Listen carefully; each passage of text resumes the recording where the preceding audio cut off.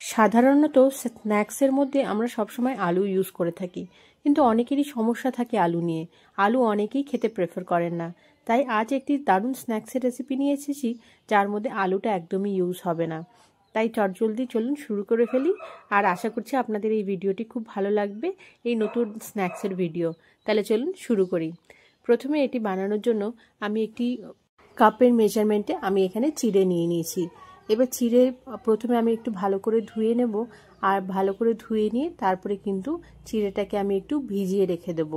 এখানে আমরা যে আলুর ইউজ করব না বললাম, তো আলুর বদলে আমরা এখানে চিড়েটাকে ইউজ করছি। তো এখানে আমি চিড়েটাকে ভিজিয়ে একটু কিছুক্ষণ রেখে দেব। আর ততক্ষণ আমি এখানে 3/4 কাপ নিয়ে নিলাম এখানে সুজি, আর নিয়ে নেব এখানে 1/2 কাপ মতন দই।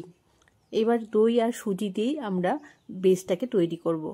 এবার এটাকে ভালো করে কিন্তু আমরা মিশিয়ে নেব। যেহেতু সুজির দানা দানা আছে আর এটাকে ভিজতে একটুক্ষণ সময় লাগবে, তাই জন্য আমি এটা একটু ভালো করে মিশিয়ে নেবে এটাকে কিছুক্ষণের জন্য রেখে দেব, যাতে জিনিসটা একটু ফুলে ওঠে।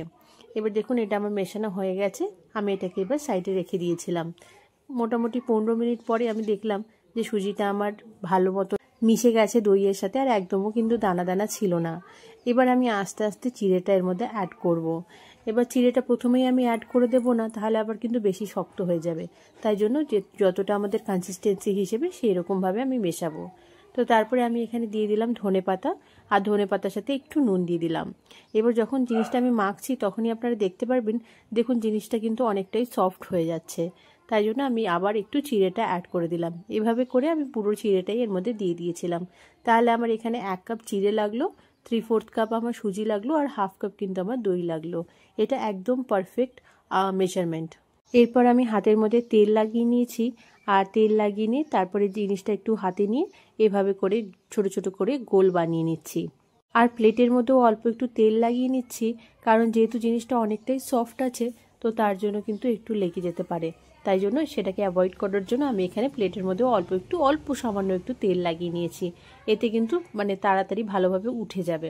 আর জিনিসটা কিন্তু আবার বেশিও হার্ড করবেন না, তাহলে কিন্তু জিনিসটা যখন আমরা কুক করব তখন কিন্তু আবার বেশি হার্ড হয়ে যাবে, তখন চিমড় লাগবে খেতে একদম। এবার আমি একটি কড়াই বসিয়ে দিয়েছি, আর কড়াইয়ের মধ্যে আমি জল দিয়ে দিয়েছি। আর জল দেওয়ার পরে যে স্ট্যান্ডটার মধ্যে আমি এইগুলোকে বসাবো, সেই স্ট্যান্ডের মধ্যেও দেখুন আমি সুন্দরভাবে সাজিয়ে দিয়েছি।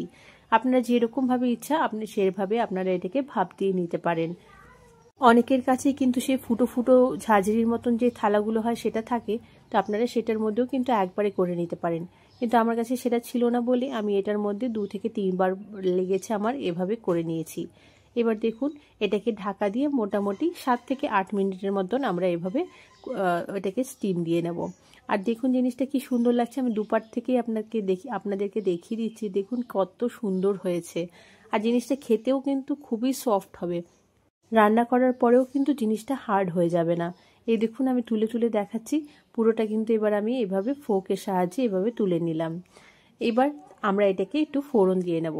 আমি এখানে সানফ্লাওয়ার অয়েলটা ইউজ করছি। আপনাদের কাছে যদি নারকেল তেল থাকে আপনারা সেটা দিয়েও করতে পারেন, বা যে কোনো তেল দিয়ে এটা করা যেতে পারে। তারপরে এই সব ফোড়নের জিনিস কিন্তু অবশ্যই সামনে রেখে দেবেন, কারণ একের পর এক সমানে দিতে থাকতে হবে। তো প্রথমে আমি এখানে দিয়েছি সর্ষে, তারপরে দিয়ে দিলাম তিল, হিং আর কাঁচা লঙ্কা। এটা ভালোভাবে কিন্তু একটু ফোড়নটা হয়ে গেলে যখন বেশি ছিটবে সর্ষেটা, তারপরেই যে আমাদের এগুলো আছে সুজির বলগুলো, সেগুলোকে এবার এর মধ্যে আমরা দিয়ে দেবো। এবার দেওয়ার পরে ভালো করে একটু মিশিয়ে নেব। তারপর যেমন ইচ্ছে আপনারা সিজনিং দিতে পারেন। আমি এখানে ইউজ করেছি একটু অরিগ্যানো দিয়ে দিয়েছি আমি। তো অরিগ্যানো দিয়ে দিলাম প্রথমে, আর তারপরে আমি এখানে দিয়ে দেব রেড চিলি ফ্লেক্স, যেটা সিজনিংটা কিন্তু খুব সুন্দর লাগবে। আর তারপরে লাস্টে কিন্তু আমরা এর মধ্যে নুনটা অ্যাড করব, কারণ যেহেতু অলরেডি এর মধ্যে আগে থেকে আমরা নুনটা দিয়ে রেখেছি, তাই জন্য নুনটা একদমই লাস্টে অ্যাড করব, যাতে নুনটা আমরা একদম এক্স্যাক্টলি এভাবে দিতে পারি। আর দেখুন জিনিসটা দেখতেও কত সুন্দর লাগছে, আর খেতেও কিন্তু তেমনি সুন্দর হবে। আর খুব একটা বেশি সময় কিন্তু লাগবে না এটাকে তৈরি করার জন্য। তাহলে খুব কম সময়ের মধ্যেই কিন্তু এটা আপনারা ইজিলি বানিয়ে ফেলতে পারেন। তাহলে চলুন, আমার রেসিপিটি কেমন লাগলো আপনাদেরকে অবশ্যই জানাবেন। কোনো কিছু ভালো মন্দ যেমনই লাগুক না কেন অবশ্যই কিন্তু আমার সাথে শেয়ার করবেন। তাহলে হয়তো আমি এর থেকে ভালো আরও রেসিপি আপনাদের সাথে শেয়ার করার জন্য চেষ্টা করব। ভিডিওটি ভালো লাগলে প্লিজ একটি লাইক করবেন, কমেন্ট করবেন, আর অবশ্যই আমার ভিডিওসগুলো ভালো লেগে থাকলে একটু চ্যানেলটিকে সাবস্ক্রাইব করে দেবেন। Thank you.